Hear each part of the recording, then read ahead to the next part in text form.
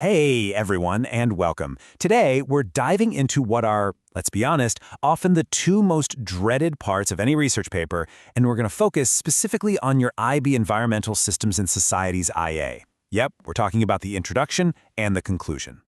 Just think about it for a second. You've got all this data, all this analysis you've worked so hard on, but what are the two single pages that always seem to cause the most headaches? You guessed it, it's these two, the very start and the very finish. Your introduction, well, that's your first impression. It sets the entire stage for everything that follows. And the conclusion, that's your mic drop. It's the last word the IB examiner reads, and it defines the entire legacy of your project. Okay, so here's our game plan to turn these sections from a challenge into, believe it or not, your IA's biggest strengths. We're going to look at why they feel so tough. Then we'll master the introduction and craft a really powerful conclusion. And stick around, because after that, I'm going to share the real secret to success here, plus a super helpful way to frame your whole research story. So why do these little sections feel like such a massive deal? It's not because you need to cram in a bunch of complicated theories or anything. It's because they're the lens through which the examiner sees the value of your entire project. They're basically the gatekeepers to a top-tier score. So how do we actually do this? How do we tackle that intro? Well, instead of just staring at a blinking cursor on a blank page, let's break it down into a simple, straightforward checklist. A really high-scoring introduction does 5 things, and it does them well. First, it provides the background context, kind of sets the scene. Then, it explains the specific environmental problem you're looking at. Next, and this is crucial, it shows why that problem actually matters. And then, bam, you clearly state your research question. And finally, you just give a quick little preview of the methods you used.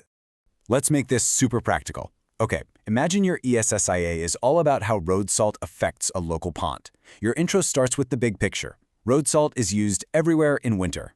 That's the context. The problem? It washes into our freshwater ecosystems. So why should anyone care? Well, because it could be seriously harming aquatic life and messing up the whole food web.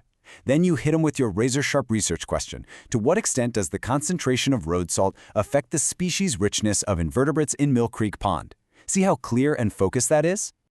All right, now let's jump to the other end of your IA, the conclusion. What's so cool is how it perfectly mirrors the introduction. But it's not just about repeating what you already said. It's about bringing the whole journey to a really satisfying close. Just like the intro, a great conclusion has 5 key jobs. You summarize what you found, you explain what it all means, the significance, you show how your little study adds to our understanding, you got to be honest about any limitations, and then you suggest what could be studied next. It's all about putting the pieces together. So let's go back to our road salt IA. Your conclusion would sum up your key finding, maybe even dropping in a key stat. A strong negative correlation with an R value of negative 0.85 was found between salinity and invertebrate diversity.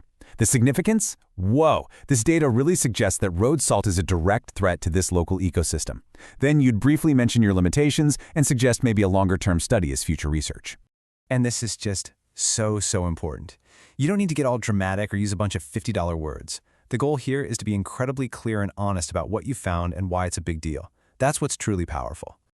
Okay, so let's get to the real secret weapon here. The single biggest mistake students make is leaving these 2 sections until the absolute last minute. But you can so easily avoid that trap. Here it is, the revise and refine method. It's simple. Early on, you're going to draft a really basic, rough version of both your intro and your conclusion, just get something down. Then, go and write the whole middle part of your IA, the methods, the results, all that good stuff. Then, once all that's done, you go back and you completely rewrite the intro and conclusion. And I promise they'll be 1,000 times better because now you actually know the full story you're telling.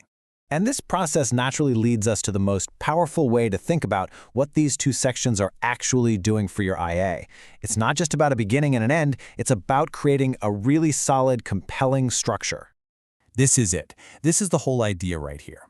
Think of your introduction and your conclusion as the bookends that hold up all the amazing research and analysis you've packed into the middle. Your introduction opens the story of your research journey. It asks the question. It sets the stage. And your conclusion? It closes that story in a really meaningful way. It answers the question and reflects on why that journey was so important. Together, they hold everything up, giving your IA its shape, its purpose, and its coherence. It just screams to the examiner that you knew exactly what you were doing from start to finish. At the end of the day, every IA tells a story. It's the story of an environmental puzzle you were curious about and the journey you took to figure it out. Your intro and conclusion are how you frame that story with confidence and with clarity. So the only question left is, how will you frame yours?